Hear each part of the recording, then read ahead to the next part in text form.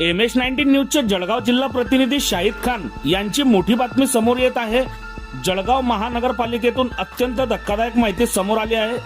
शिवाजीनगर घरकुल भूसंपादन प्रकरणातील महत्त्वाची फाईल महानगरपालिकेच्या रेकॉर्ड रूम मधून गायब झाल्याचे उघड झाल्यानंतर शहर पोलिसांनी तपासाचे चक्रे वेगाने फिरवले आहेत। या प्रकरणाच्या तपासासाठी शहर पोलिसांनी महापालिकेच्या नगररचना विभागातील रेकॉर्ड रूमची सखोल झडाझडती घेत पंचनामा केला आहे।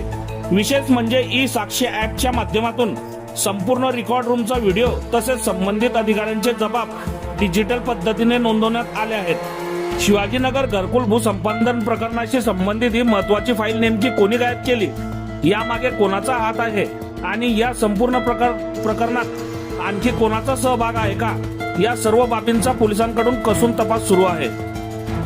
या प्रकरणामुळे महापालिका प्रशासनात मोठी खळबळ उडाली असून तपासातून नेमके काय सत्य समोर येते याकडे सर्वांचे लक्ष लागले आहे।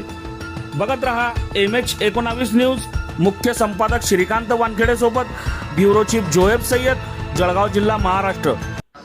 जळगाव शहर पोलीस स्टेशनमध्ये CR नंबर 200/26 303/2 PNS या कलमाअंतर्गत आपण एक फाईल गहाचा आपण एक गुन्हा दाखल केलेला आहे। याच्यामध्ये फिर्यादी आहे अमोल पाटील, हे नगर रचनाकार आहेत महानगरपालिकेमध्ये। त्यांनी आपण अशी फिर्याद दिली आहे की सन 2006 मध्ये मनपा घरकुल गैरव्यवहाराची ती फाईल होती आणि आम्ही त्यांना सांगितलं होतं की याच्यामध्ये नाव निष्पन्न करून द्यावं, परंतु त्यांनी प्रयत्न करूनही नाव निष्पन्न झाल्याने अज्ञात माणसाविरुद्ध हा गुन्हा आपण दाखल केला आहे। आता तपासाअंती आपल्याला त्याचं निष्पन्न नाव होईल।